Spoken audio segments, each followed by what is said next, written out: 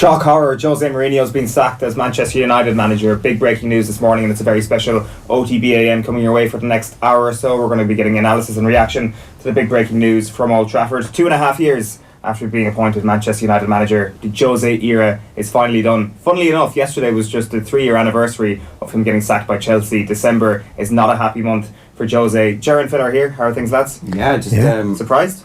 Just on Paul Pogba's Instagram, he hasn't updated it from his post yesterday when he was launching some new Adidas football boots. So yesterday he was busy. But that, of course, is the reason why Jose Mourinho is sacked. It's because of sporting endorsements of his players. Exactly. Poor Paul Pogba, poor Jesse Lingard, losing their messiah. Well, Pogba in the dressing room doing stuff, but not on the pitch. This is for Jesse Lingard's birthday. Like it worked. Jesse scored at Anfield on Sunday. It's true. It was an absolute masterstroke. This isn't surprising news. It is a little bit because they don't have a replacement. They're giving, so the latest news is that Michael Carrick is going to have it for a week, and then they're going to try and get an interim manager to the end of the season, and at that point they'll appoint a new manager in the summer. It is surprising because they're going to have to pay him for a start. They've got lots of money. They do have lots of money, but at the same time they didn't get rich giving it away, and they don't have a plan. So how do you know that? It's knee-jerky. Well, because they haven't announced it. How do you know that part of the point wasn't to actually sack him right now, get an interim manager into a situation where he can take over for a couple of months, and the plan is basically to take this piece of lead that is sinking this ship and just cutting it off right now, and then whoever it is, it's better than Jose Mourinho. That is the plan, and then at the end of the season, the plan will take its next step, which is appointing a permanent manager. I can see the logic, but I think it's a better plan than proceeding with Jose Mourinho. I actually, my feeling on it was that they'd be better with no manager than Jose. Just instantly, the players go into training today and they think, thank God he's gone. The cloud over Old Trafford is lifted now. And fair enough, right? Except when Ryan Giggs came in and after David Moyes, the performances were shite. Yeah. Absolute muck at that point. And so I don't know if automatically the next manager comes in. Now, it's a better squad, I think, right now than when Moyes left and Giggs. I don't know, is it a better squad? It probably is. I think it is, a better squad. There's definitely players there who, with Michael Carrick coming in and going, this is our identity, this is the football that we're going to try and play.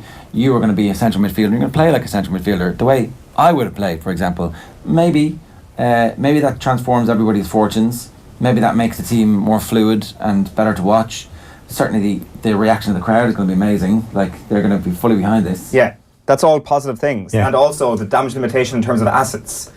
There was an asset sitting on the bench at the weekend in Paul Pogba that was slowly going to decrease in value as the months went by through a transfer window. He's not decreasing in value. He is not decreasing. Of course he is. By sitting on the bench week in, week out under Jose Mourinho, he would have decreased in value the longer Jose Mourinho stayed as Manchester United manager. There's no question about it. He's not playing. We've got short memories. Absolutely not. The value of Paul Pogba comes down to the commercial deals, the fact that him and Dybala are launching that Adidas thing. That being on the pitch helps your commercial value. Well, 140 million was the price quoted on the back of one of the papers today. Juventus are willing to splash. That's profit. Exactly. That would be an unbelievable deal if United were able to ship Pogba off for 140 million. Absolutely, I'm more than happy to restore him to that team and for him and Ronaldo. I don't think the other thing is that he couldn't get injured sitting on the bench, whereas he could actually, if the hierarchy's plan is to sell him at Christmas.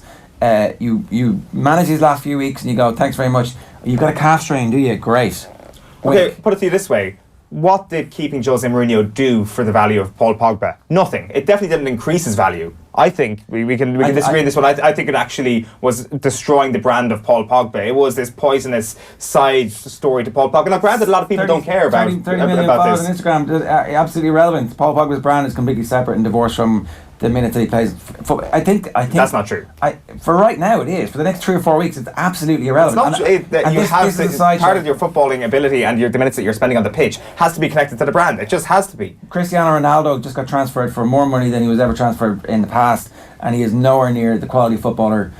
That was purely a decision made on being able to recoup the money that you've spent and to boost your marketing globally. That was what that decision was made. And Pogba, until he actually starts playing like he did for France over a sustained period of time, the football is almost largely irrelevant. And I think this is actually an irrelevancy. I think the fact is that Mourinho is gone and Manchester United now have to somehow break the pattern of every single decision that they've made since Ferguson left and do the right thing. And you're given the ownership and the Glazers and Ed Woodward credit for sacking Mourinho. I'm not giving them credit. I'm not giving them credit. You said that it's better. I'm giving them more credit than you're giving them. I'm not saying this is a fantastic decision. I'm saying that they were in a very, very bad situation here and they had to make this move. I'm not saying that the board is completely should be absolved of blame whatsoever. Who's coming in? I think, how are they improving the situation? But you're saying before we came on air that Eddie Howe should be the next Manchester United manager. I mean, before we came on air, lots of stuff gets said. Yeah, but I'm not saying Eddie Howe should be the manager. Who should be the next Manchester United manager then? I don't know, but I'm sure as hell Ed Woodward does not have a clue either. No, he doesn't. I would say that they are checking Alex Ferguson right now, going, what do you think? Could you, if we were to put loads of supports in, you wouldn't have to come in at 6 a.m. You wouldn't have to stay until late at night the way you did in the past. Could you just be around the place? I would say that's the best plan they have at the moment. They're sitting there looking at the Wikipedia page of Zidane going, oh Jesus, look at what he did. And they have not got a clue. Not having Jose Mourinho as part of your football club is a pretty good plan to me, because he has been that poison. He's toxic. He really is. Thank you. No, I can see both sides of the argument that, okay, the ownership, they don't have a clue what they're doing. But there was no point persisting with Jose Mourinho. It had gone stale. His first season, he won a couple of trophies, 3 by his admission, but we're not counting the Community Shield. They somehow managed to finish second last season, but this season it's their worst start since 1990. It's going to keep getting worse. You only have to watch the performance on Sunday to know that they're playing Liverpool. And Roy Keane was in Sky Studio, he said, I think the players are trying. I don't think they were trying. They were trying to a certain extent, but guarantee in the next few games, you look at the stats for United's running and they'll go up, because they've always been down at the lower end under Mourinho, but they have to play with more pace and vibrancy now. And with Mourinho gone, look, they're not going to finish in the top 4 regardless of who comes in. Season is a write-off. There's a tiny chance that sacking him before Christmas helps you salvage that 4th place, just given the next couple of fixtures. And I know you wanted to go through these, Phil. There's always, when a manager is appointed or sacked, I always look at the fixtures, because there's a reason they've sacked them today. Well, it's Cardiff, Huddersfield, Bournemouth, Newcastle, their next Premier League fixtures. Yeah, it's a pretty good time to sack a manager. Absolutely. New manager comes in and there you go. It's a bit of a gimme. Now, those games, with Mourinho in charge, you wouldn't back United to win any of those games. Remember, they beat Fulham 4-1 a few weeks ago. They were 3-0 up at half time. We didn't know what we were like, geez, United are winning 3-0 at half time. When has this happened in the last few months? When have we watched Match of the Day where United were so high up on the running order? Usually they're that bit where you're struggling to stay awake on Saturday, United are on. That 1-0 win. That's how bad it's got. Yeah. I should say a couple of guests that we've got coming up. We've got Dave McIntyre coming your way very shortly. Daniel Harris will join us. Nathan's going to join us. And Graham Hunter's going to join us as well before we wrap up in about half an hour's time. You can tweet us at Off The Ball. You can comment on the stream if you happen to be watching on Facebook or on YouTube. We'd love to know who you think the next Manchester United manager should be. So you don't think it's going to be Eddie Howe? You think it should be... Okay, so it should be Pochettino if you're Manchester United, or it should be somebody who has proven themselves to be capable of building a team and an identity. And I don't know, would we automatically have assumed that Sarri was going to get his team playing the way they are? That Unai Emery, maybe Unai Emery was a bit of a home run. Maybe that was obvious. Unai Emery's not a plaster. That's what United need at the moment until the end of the season. No. Are we talking about season? At the end of the season, if they gave it to Carrick, they're not going to. But it doesn't matter. It's all about who they appoint in the summer. And that appointment has to be made with an overarching plan and a philosophy in the players that we're buying, and we're not buying them for commercial reasons. We're buying them to create a football team that wins, as opposed to we're trying to increase our marketing. But that's how the club is run. Yeah. The club is a money-making business. It's a machine for making money. It is not a machine for winning football matches. Yeah, but I do think that what they were doing over the past couple of weeks was completely decreasing them as a money-making machine, particularly, as you say, you think the Champions League race is over. We want to bring Dave McIntyre in. Dave, good morning to you. Hi lads, how are we doing? Good. Are you surprised by this? What's your whole take on this? I presume you saw this coming a long way out. I saw it coming in that felt it was probably going to happen around March. I was 100% sure that he would not be the manager heading into next season. I didn't see it happening today. But when you look at the last one in particular, against Valencia and the one against, not a surprise. Sorry, we just lost Dave there. We're going to get him back in just a moment. As I say, we are going to be chatting to Daniel Harris, Nathan Murphy and Graham Hunter as well a little bit later on. So the point you're making is that this is all about the commercial value. So you accept the point that José Mourinho was decreasing Manchester United as a commercial product. Mourinho was toxic and was a rubbish manager. Yes. Absolutely. But what's the plan?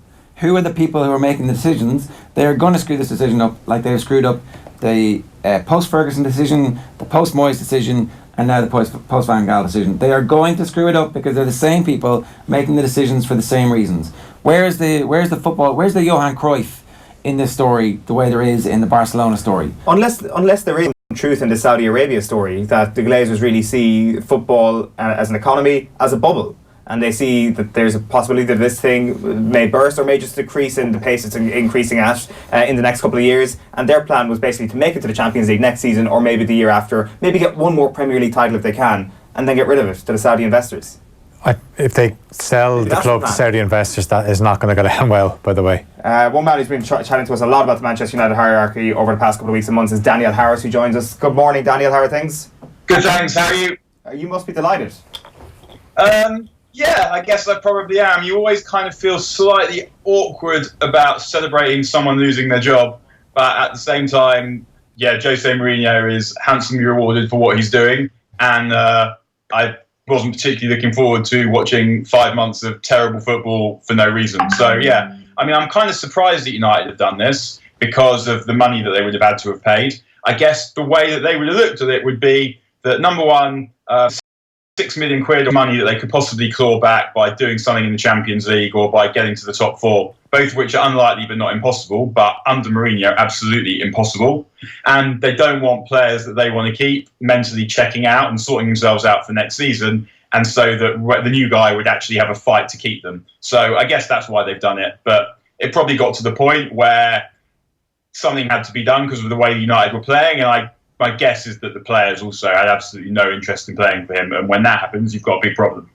For sure. That whole idea of them saving themselves money by sacking him, perhaps at the other side of the PSG game, that money just doesn't really matter to Manchester United in the grand scheme of things, does it? Because there is the whole view of how big an impact this was having on them as a commercial product, because they were dour to watch. You don't know when people might have started voting with their feet. Granted, the rebellion from the Manchester United fans was a lot quieter than I expected it to be over the past couple of weeks. Yeah, I think because the problem with the way the United fans are is that they know that the biggest problem with the club is not José Mourinho. And a lot of people, and if you go to the games, there's sort of a tacit acceptance that the biggest problem with the club is the board. You know that the only thing you can do to get rid of the board is to stop going, and people don't want to do that. And it's very understandable why people don't want to do that. So getting after Mourinho, and I think what we've seen actually really with the three managers post-Fergie is that it's really been the players to the most significant extent that have got them sacked, particularly Moyes and Mourinho. So when Moyes was the manager, he didn't get that much aggravation from the crowd, who were generally quite supportive and sort of trying to be supportive, trying to be seen to be supportive.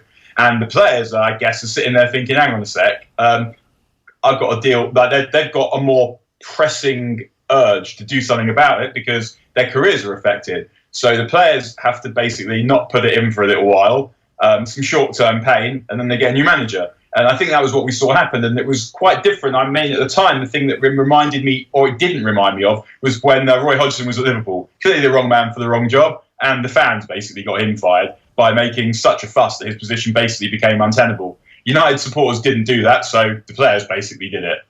But even after it was clearly finished with Moyes, he got quite a lot longer than you thought he would have done, until there was a particular performance at Everton where I remember standing in Goodison Park that day thinking, quite pleased that United it was so bad, because I just felt like there is no way that they can continue after this. This is it. But under Van Gaal, there was a particularly terrible performance at Stoke over, it was maybe New Year's Day or Christmas. It was around Christmas, and you thought, this has just got to be it. This is so bad that there's no possible coming back from that.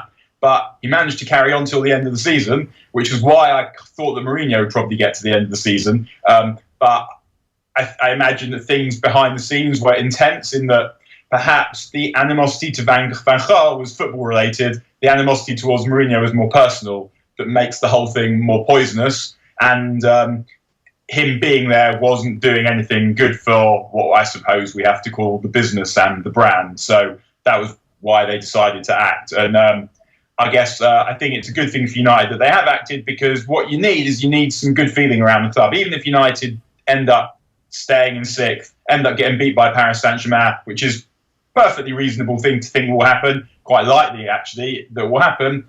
If the players are happy, and then you'll see some better football, you'll see some better results, and the feeling around the club will be different when the new manager comes in the summer. Who is that new manager going to be? Let's start with the interim for the time being, because it's something we've been talking about here. Who is Arsene Wenger? So it's going to be Carrick, and then who? And then who? Arsene Wenger for the rest of the season. I think that the rumour now is the latest rumour from a journalist, and I can't remember who it was, so apologies for not citing my source, was that they thought there would be someone with a United connection. I think it might have been Mike Keegan from the Daily Mail saying that the interim guy might have been someone with a United connection.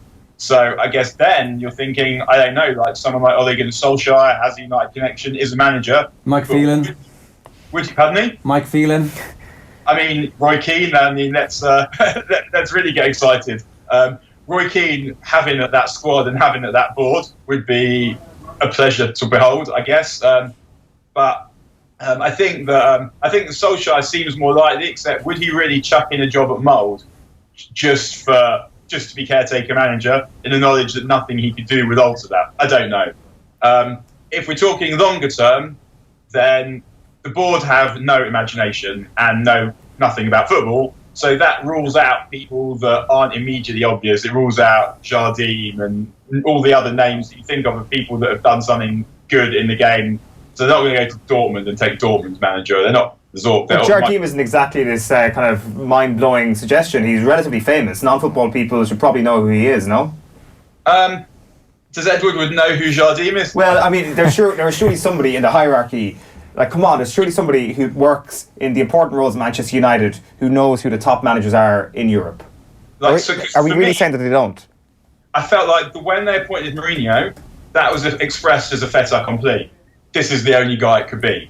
And that to me seems slightly strange, because there were quite a lot of other guys around at the time who might have been suitable, but I understood why they went for Mourinho, because if you had a financial involvement, a financial interest, and that's the Glazers, in the end, United exists to make money for the Glazers. The people that make these decisions want money, and that's their interest, and they want a successful football team only in as much as it makes them the most possible money. And so for them, they'd be looking at it thinking, well, Mourinho is probably the most likely person with the best track record who will bring in the money that they require. So I understand why they went for Mourinho, but it didn't seem like there was a very significant process of looking at candidates to work out who the best person would be. We've got. I just want to bring in Dave here, because Dave, let's work through some of the other managers who are being linked at the moment. Antonio Conte is favourite in the betting at 11-4. Zidane also 11-4. Pochettino's 4-1. Laurent Blanc 5-1. Carrick is 6-1. And then after that, you get to the Jardims at 14. Giggs, Wenger, Howe, Southgate, Ancelotti are all 20-1. What seems to make the most sense is give it to Antonio Conte now and see if he works, and then just appoint him full time in the summer. I mean, talking about the paucity of imagination, here is a manager who is in a legal battle, but also who he said he doesn't want to do anything till the summer, though. He's won the league. You can buy out those legal issues. Yeah, well, like all the odds you've just quoted are for the next permanent manager, right? Yeah. So I know you could make a reasonable argument for any of those guys. I think most people looking at the situation would feel that Pochettino was probably the guy they really need to be going for, not only from a footballing point of view, but as you guys have rightly been discussing, the commercial and the financial side of it, which is essentially what drives Manchester United from its very core at the moment. He would tick all those boxes. If you could convince him to leave, if you could convince him not to take the job at Real Madrid if it's been offered to him, and if he felt he was in a position where he could drive Manchester United back to the very top. But if they say in the statement as they have today that it's a manager will be appointed on a caretaker basis until the end of the season, would Conte want that job if he was being told that there wasn't really much hope? Or is there actually a real hope for the manager coming in that if he does manage to turn things around in a big way between now and May, that there is a real possibility that he will get the job on a long-term basis? That might convince someone like Antonio Conte, but is Conte the right man for the job? Is he better than all the other candidates that you mentioned there and that you listed off there? I'm not sure he would be, given the way things ended at Chelsea, given the manner in which he fell out with a number of his players. A lot of them felt alienated under him. He was a lame duck really for the last 3 or 4 months at Stamford Bridge, which is exactly what half the squad will have felt right now under José Mourinho. So I think a caretaker manager with a Manchester United connection makes sense, but who could that be? Laurent Blanc. Is it going to be Laurent Blanc is his Manchester United connection to me is tenuous enough. A couple of seasons at the very end of his career, a long time ago, but he would make more sense than, say, a Keane or a Solskjaer or a Mark Hughes or a Mike Phelan or any of these guys that would be only happy to take the job for 6 months, knowing that they had absolutely no chance getting it on a long-term basis. Laurent Blanc is available. Would he come in thinking that if he showed enough success and convinced the board to a certain extent that he would get the job in long term? It's very hard to understand what's going on in the minds of the guys that are going to be making this decision. Is there any chance that the guy who comes in a week's time will get the job on a permanent basis? I'm not sure it is, and if that is the case, it rather restricts the calibre of the guy that you can bring in. Yeah, well, it's two different things here. It is the idea of the long-term planning situation. Like, say we talk post-Wenger at Arsenal and we see Unai Emery's clearly been this long-term project manager. But let's face it here, these next 6 months for Manchester United are pivotal. How important is it on that caretaker manager, the post-Carrick caretaker manager, I should say? How important is it on that person to actually make sure they keep assets like Paul Pogba at the club? Or is there a situation now where it doesn't really matter? They may or may not get Champions League and Paul Pogba will be a Manchester United player next season.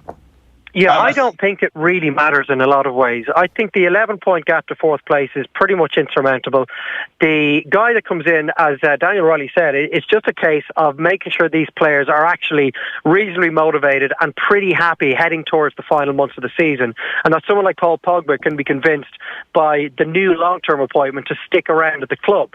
The other big situation is that once you get into May, your list of options dramatically increases. Suddenly you are able in a position to maybe look at guys like Max Allegri, for example, possibly a Diego Simeone. These guys who are absolutely unavailable now. Pochettino's obviously clearly on that list as well.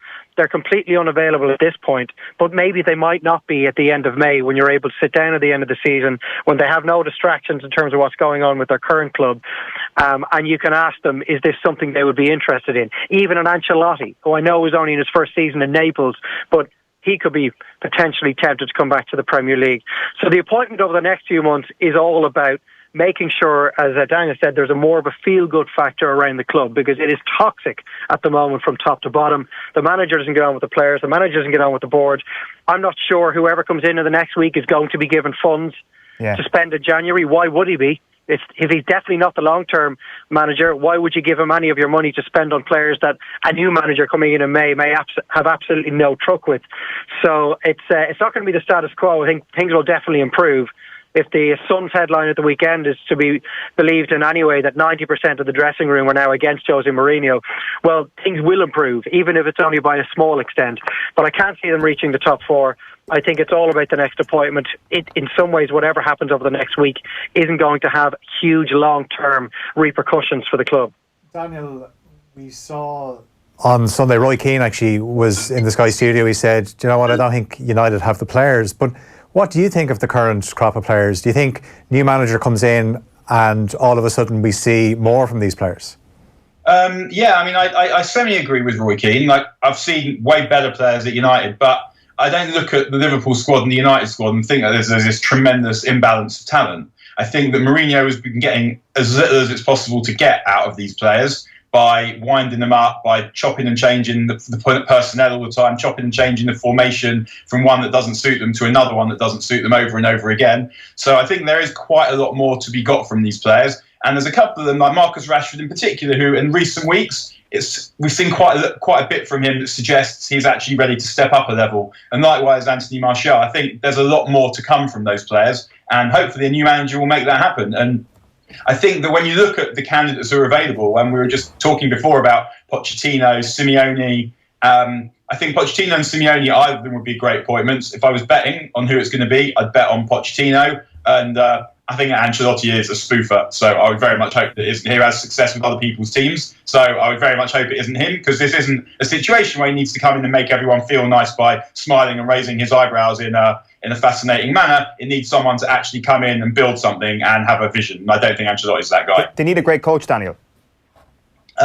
They do need a coach, and they also need a man manager. It's rare that you see players, the managers even, that can do everything. So Fergie, for example, he wasn't a great tactician, but he was an amazing man manager with an amazing eye for a player. Mourinho was a motivator who was a motivator and a tactician, and he just sort of seemed to lose those gifts, which is why it stopped working for him.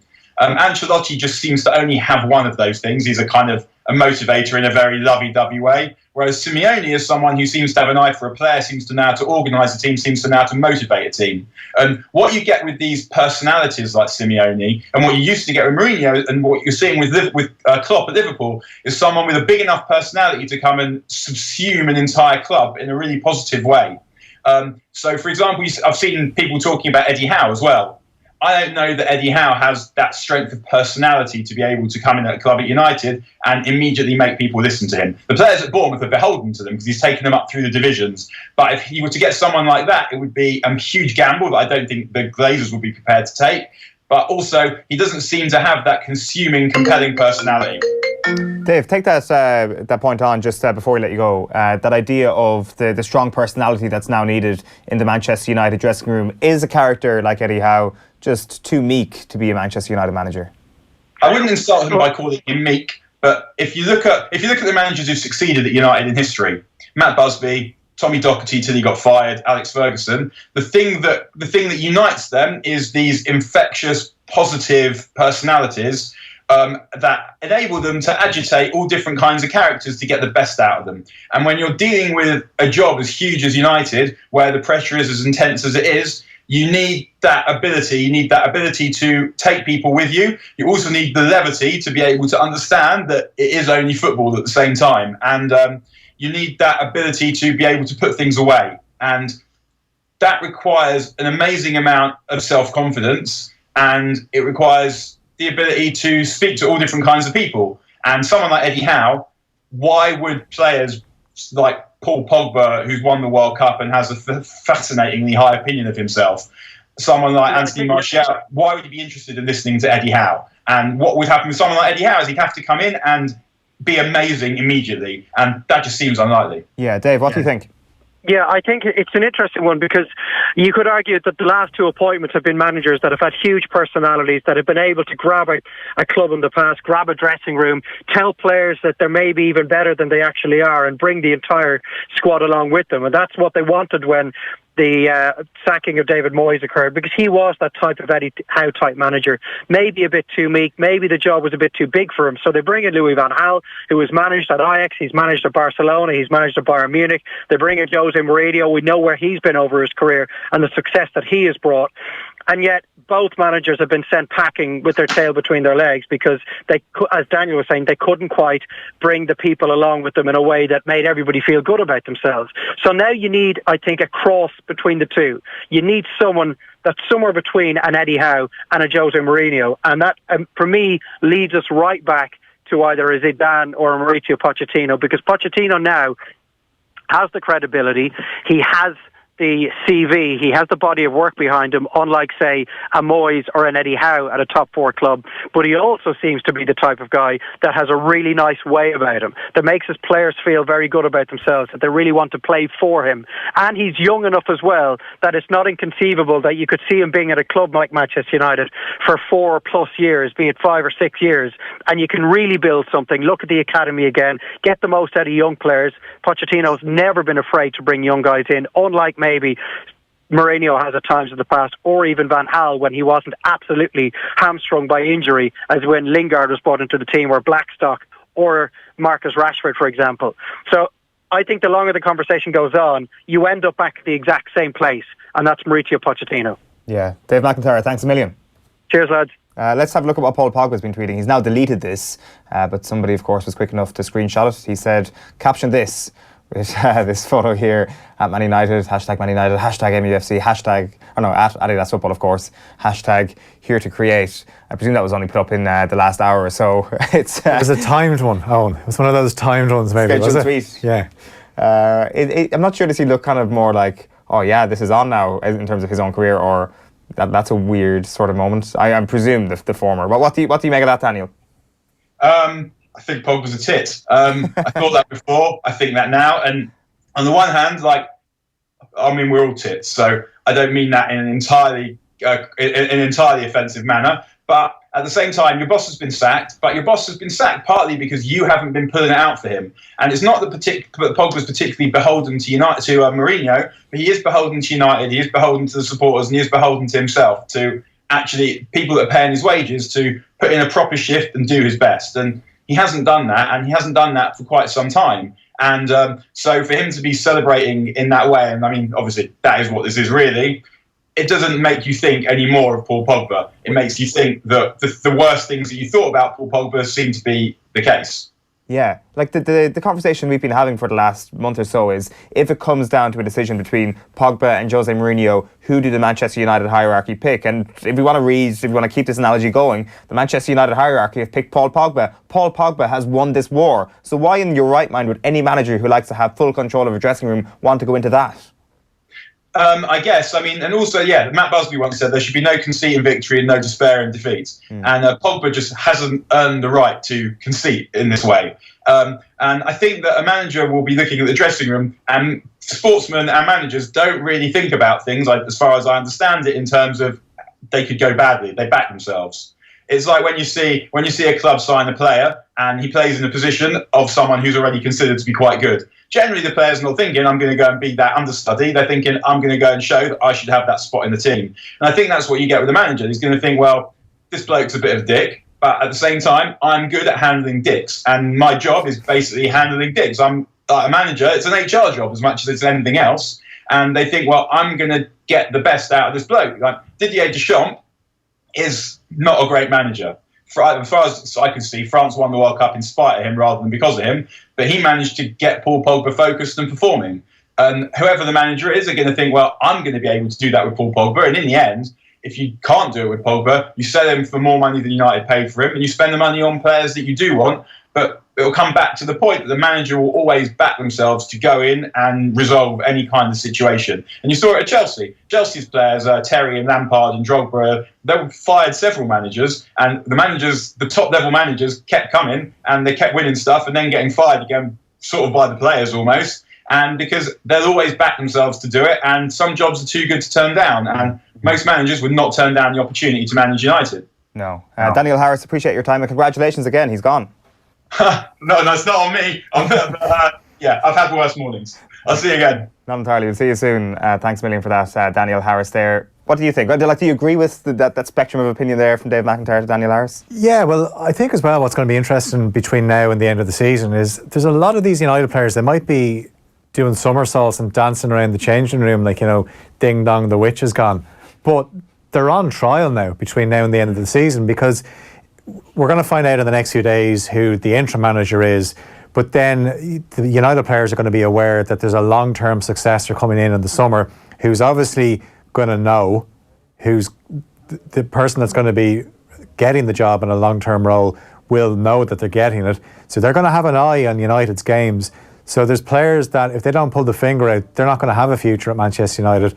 There's some players that will, I wonder, will any of them go in January? Will there be players to go in January? Will there be players to come in January with a view to getting them some game time?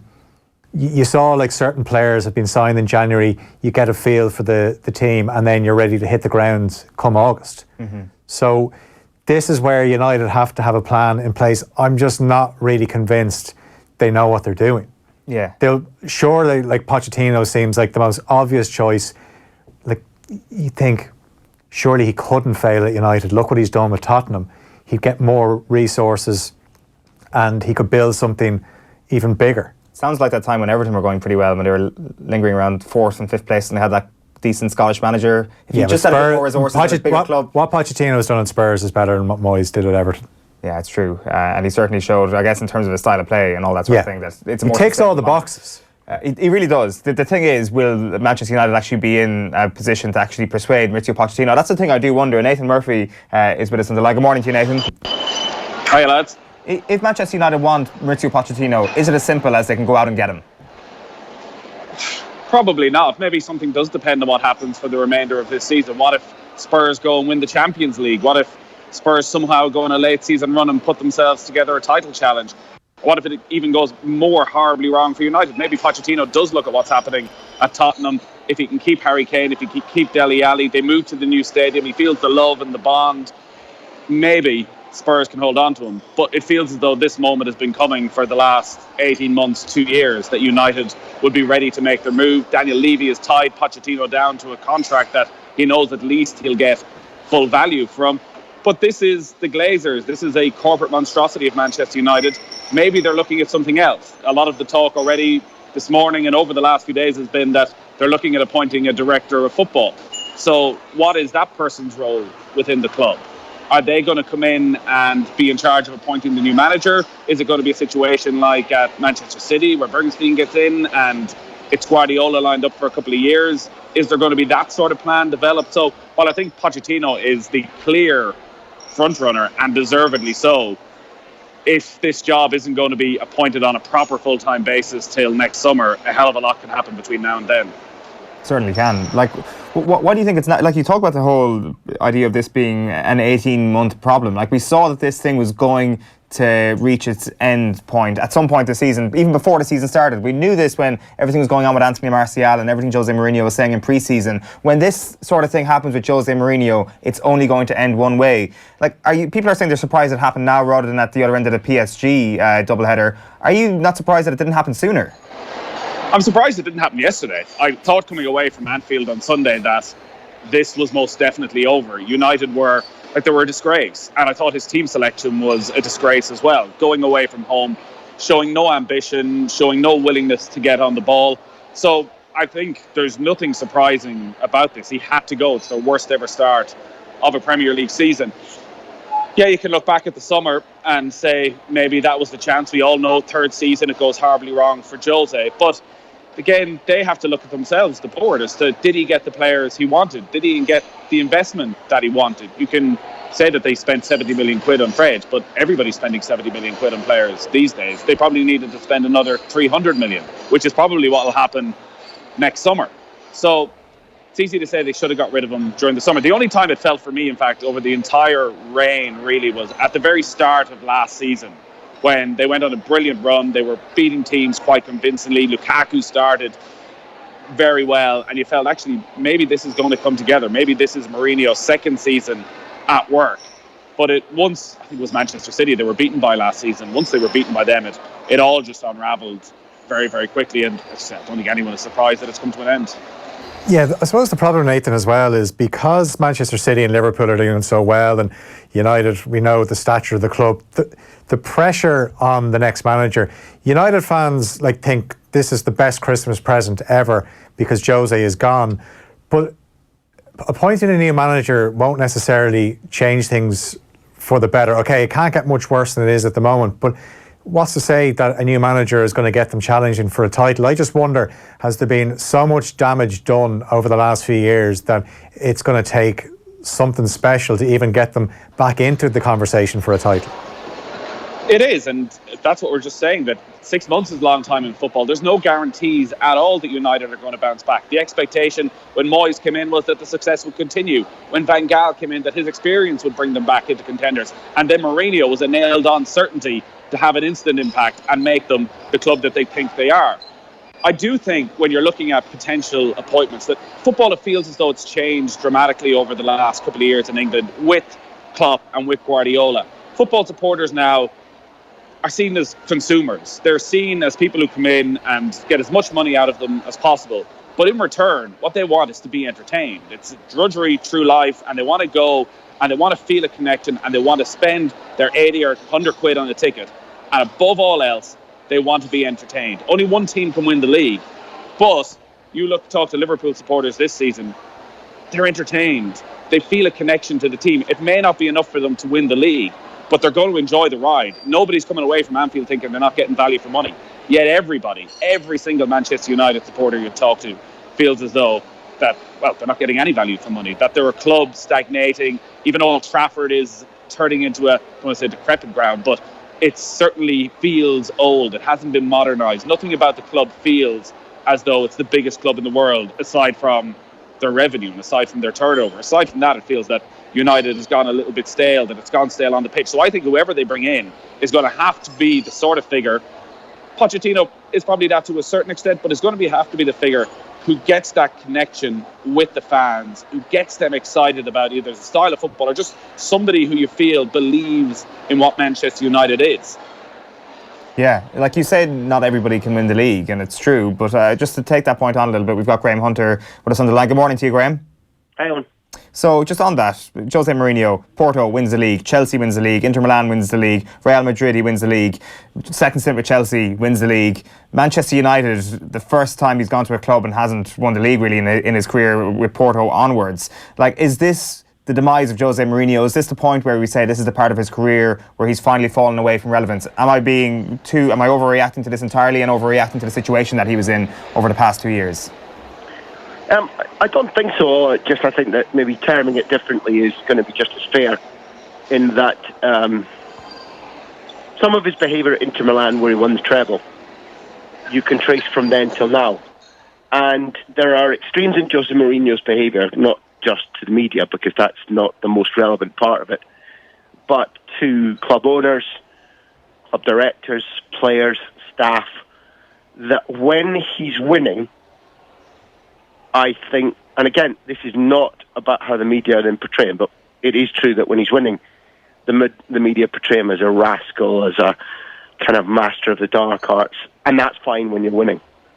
But I think that's, all of us listening to your program's an intelligent one. Over my years talking to you off the ball, I know the audience quite well, and they'll fully understand that the relevance of the things that Mourinho does that get a tick or get pushed under the carpet when he's winning, when his squad is winning. The relevance is in terms of what those actions do to erode belief in him, loyalty to him, confidence in him. I don't think that a great deal has changed in terms of whether his footballing proposition is out of date or whether it's irrelevant. I don't think that's fair. Could his football proposition at its very best do with a reboot or an upgrade? Yeah, maybe. But if you put a fit, healthy, confident, happy Mourinho in charge of a first-class squad, the thing that would trouble me as an observer, as a journalist, as somebody who's watched his actions, somebody who knows people upon whom his actions have rebounded on, the thing that would worry you most about whether he could or couldn't fulfill your goals for him once you appointed him would be his behaviour. And I think that's something that it was true at Real Madrid, where he sought out and unnecessarily, and in my opinion, in an unbalanced way, sought out conflict with some of his own most important players, indeed with two of his biggest allies in Pepe and Cristiano Ronaldo. The fact that he fought with Iker Casillas, I thought was folly, but it's the type of thing that, again, when he's winning, it can be looked as part of the Mourinho armoury of tricks. So there, Inter Milan, at Real Madrid, in the latter part of his spell at Chelsea, some of the things that I've been told by people at that club are jaw-dropping. And I'd go as far as, it's not astounded, I was genuinely surprised that even though Ed Woodward is in a job for which he's not made, the appointment of José Mourinho seemed to me bound to end this way. whenever it happened, it was bound to end in acrimony, dismay, and a lack of fulfilment of goals. But all of that cannot. It's very sexy at this time for analysts or columnists to come on and do a Dumphy and to shout the odds and to say things that will make headlines, and that's not the point. The single biggest point at Manchester United, and it's obvious to paraphrase Roy Keane, it's obvious to somebody who's blind, is that there is a structure which in two ways is utterly designed to not bring the things that you and Nathan were just talking about. Number one, it's Arsenal. It's Arsenal in the latter 5-6 years of Wenger. The owners are content for the revenue to flow in, and a part of that revenue is ensuring that the great honeysuckle riches of the Champions League are guaranteed year in, year out. And you can reach, as has been the case, for Juventus, for the latter stages of the Champions League and not win it and be far, far better off. And if you happen to be, let's make a hypothesis here. If you happen to be Manchester United going to the quarters or the semi of the Champions League, as the Glazers would look at it, in a year where other English teams get knocked out, you're on 100 million. Now, the other things that Ed Woodward is doing for these owners is making sure that their profits, that what they're taking from the club, are as succulent and as big as they designed the whole exercise to produce. At that stage, there comes a stasis. There comes a lack of need or interest to have a winning, cutting-edge, flinty, hard-nosed football attitude. Yeah. And that is the single biggest problem at Manchester United right now. And the second big problem that remains once Mourinho is gone, and I see constant stories in the UK about United considering appointing a director of football. Well, that has to be a step forward, but it has to be the right person, a person of huge talent and experience, and somebody who reflects a different face on the aspirations of those who invest in Manchester United. And investors, I include players and fans as well as sponsors. I guess that person then can't have the sort of individuality that José Mourinho sort of brings as a manager, Nathan. I guess it is a person who is happy to be more of a cog in a wheel, and I'm not sure how you kind of put a stamp on a football club like that. Maybe it is possible. Maybe you are just a coach, and we were speaking about it with Dave and Daniel earlier on, that it's a coach is what Manchester United need now, rather than the sort of dominant figure in the dressing room. I don't know. Maybe that director of football answer by Graham there kind of points to that.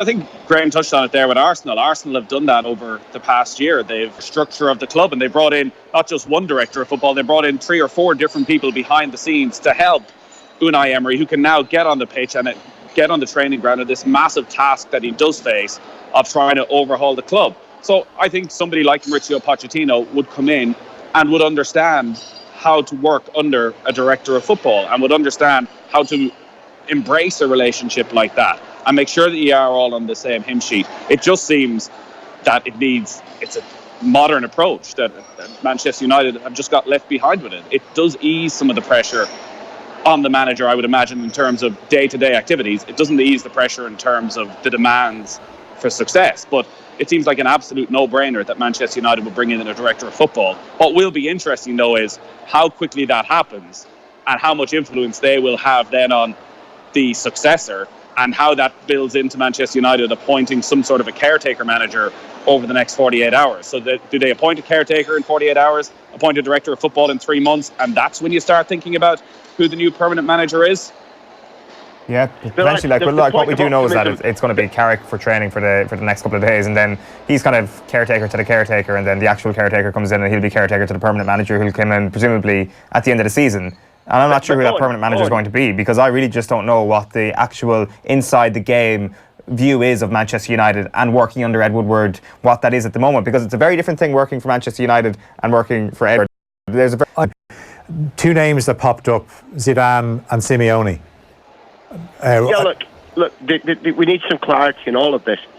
You know, when you sack a manager who's been doing the wrong things at a point when your squad is dismayed and you're nearly 20 points off top, anybody who tries to think that getting rid of the manager can bring clarity and purpose over the next 2-3 months is kidding themselves. You can see an upswing. You can see players who were disenchanted trying harder.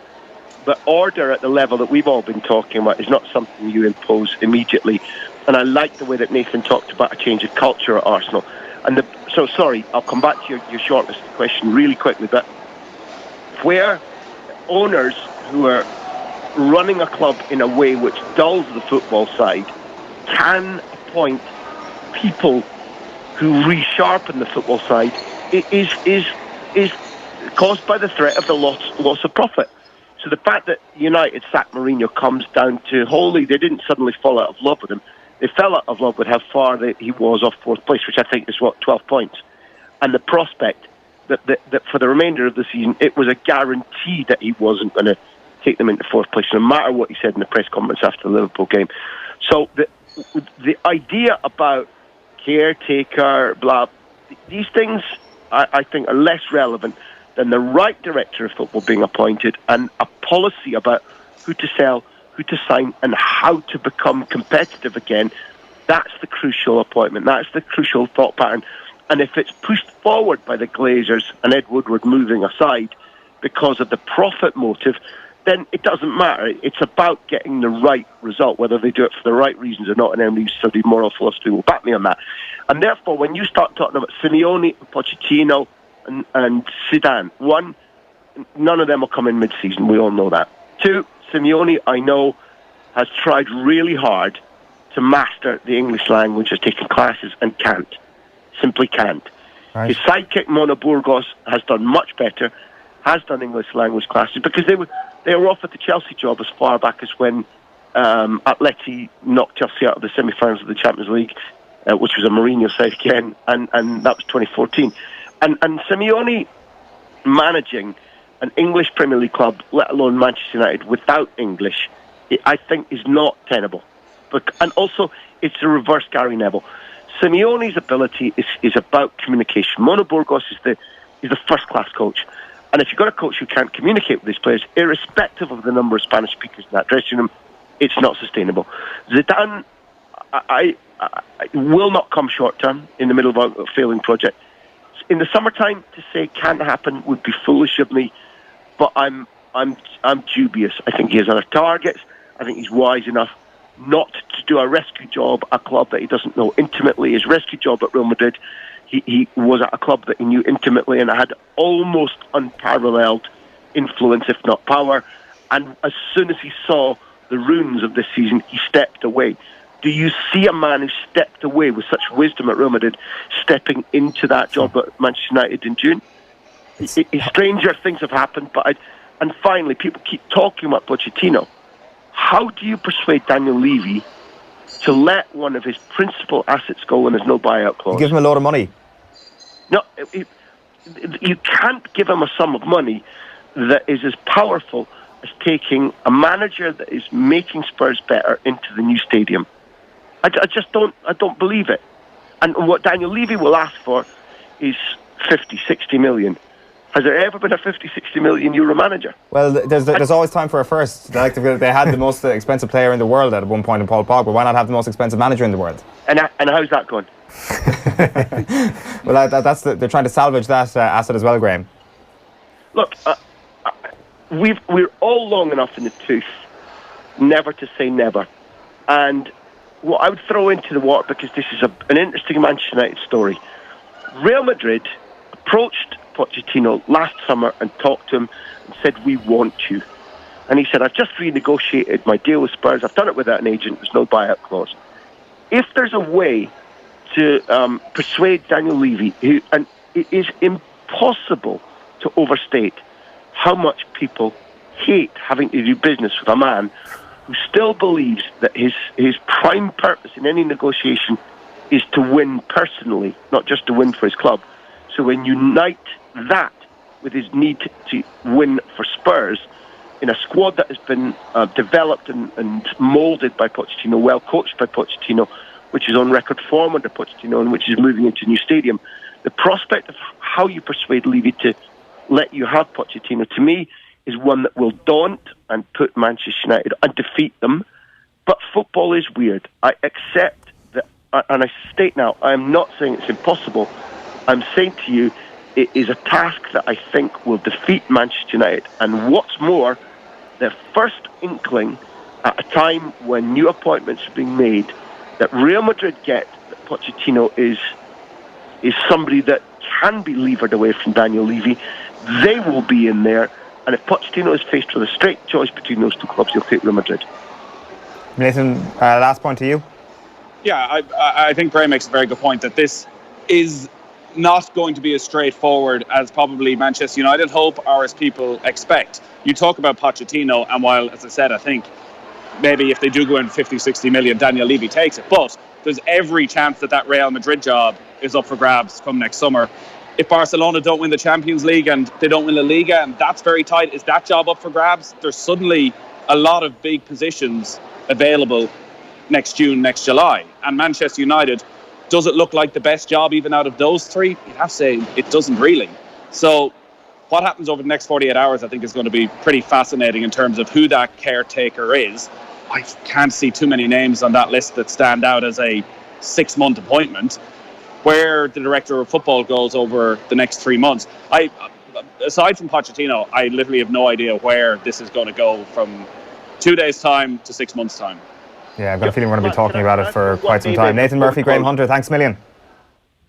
Yeah, I'd say just sit back and start eating the popcorn and let's see how it works out. But they're not in a very strong position, Manchester United, when you consider how big a club it is. But because of what's happened in the last few months under Mourinho, the way the players have performed, it's not as attractive a job as it was a few years ago. No, for sure. There's a lot of comments coming in. A lot of United fans calling for Zinedine Zidane to be appointed as Manchester United manager. Kieran says, you'll hear very few people talk about the effect Rui Faria had on Mourinho and the team, the fact that he left.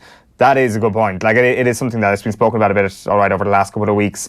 Is he the man that Mourinho turned to when he needed just a little bit of solidarity, even just to kind of back up his own opinion, even if his own opinion wasn't always right? At least a defiant Jose Mourinho is often better than a Jose Mourinho who some said over the past couple of weeks was getting used to the idea that he might get sacked and wasn't actually going to be too disappointed. No, he just had that look, and even his team selections, a lot of times when the team came out, you'd see people responding online going that it's just Jose Mourinho putting his hand up saying, sack me, please. Yeah. And there was a feel of that with his team at Anfield. Yeah. Where you were just looking at it going, what's the plan here? You're playing one of your bitter rivals who are, Daniel Harris touched on it earlier. When you look at the Liverpool squad and the United squad, in terms of quality, okay, there's certain players in the Liverpool squad who have improved vastly under Jurgen Klopp.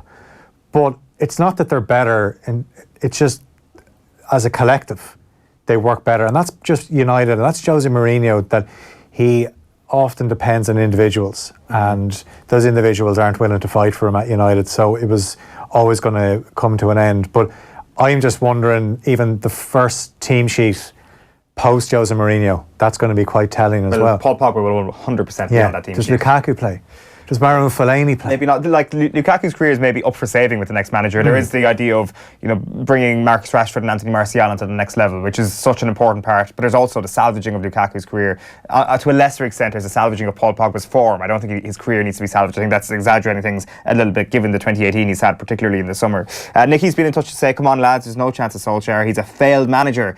While Matt Tuve says this season was the worst of all times. Lars then says, look for a young offensive manager, take your time. You needed a United manager, offensive tactics with wingers and stuff. So scout really good to the summer, which is pretty good advice. Hussein says Diego Simeone is the man. An English problem might be the issue there, according to Graham Hunter. He just can't grasp the language. Brad says Pogba, Bailly, Pereira, Rashford, Martial, Fred. There is a good bunch of attacking players. And Alex says Klopp kills Mourinho. And Alvin then finally says, now fans cannot blame Jose anymore. They will see if the players are really good or just overrated. What do you think? Yeah, well, that's it. I'd certainly go back to what was said at the weekend, where people say it's such an easy excuse nowadays. They don't have the players. We hear about Ireland all the time. We're going to find that out over the next few months as well, where we don't have the players. But players need to have a structure. And when you look at United, first of all, you didn't know what 11 he was going to pick. You didn't know what formation he was going to pick. Even if you thought you knew what formation he was going to pick when the game started, then you'd look at it and go, okay, that's not the formation. See, if that's the way we're looking in at United, you can only imagine, do the players know what they're trying to do? Yeah, that's the thing, isn't it? Phil Egan, thank you so much for being with me in studio this afternoon. 10 to 10. A good special. What you were saying, the 10 to 10 was when Wenger was gone. Yeah. The last time Jose was gone, I think, was a bit later in the day. Chelsea. It was an afternoon. Yeah, it was just over 3 years ago. And have you been working every time there's a big Premier League manager sacked? No, actually, but I happened to be here with the Wenger sacking as well, because it was a Friday, and just remember it was 10 to 10. You're thinking, oh, what's going to be happening over the next few hours? Actually, today as well, like a lot of the back pages were dominated by United in terms of Mourinho. Some were going with the line that Mourinho is the next manager that's going to be sacked in the Premier League. There was stories of Pogba going to Juventus for 140 million. There was the new Martial trigger, the new contract, but whether that was actually going to convince him to stay. So United have been in the headlines since the And they're defeat. going to continue to be. That's it. And that's the pressure the job brings. And do you know what? That makes commercial sense. Ed Woodward's like, we're getting so much exposure, free press, day after day after day. Stuart Lancaster is next up here on Off the Ball. He's live at 12:30 with John Gordon, and Off the Ball is live with myself from 7 o'clock tonight. Kevin Kilban amongst the guests, gauging what is going to happen next with Manchester United and perhaps even with Jose Mourinho's career. We're live from 7 o'clock, and OTB AM, as always, live from 7:45 AM tomorrow morning. We'll chat to you then. Bye bye for now.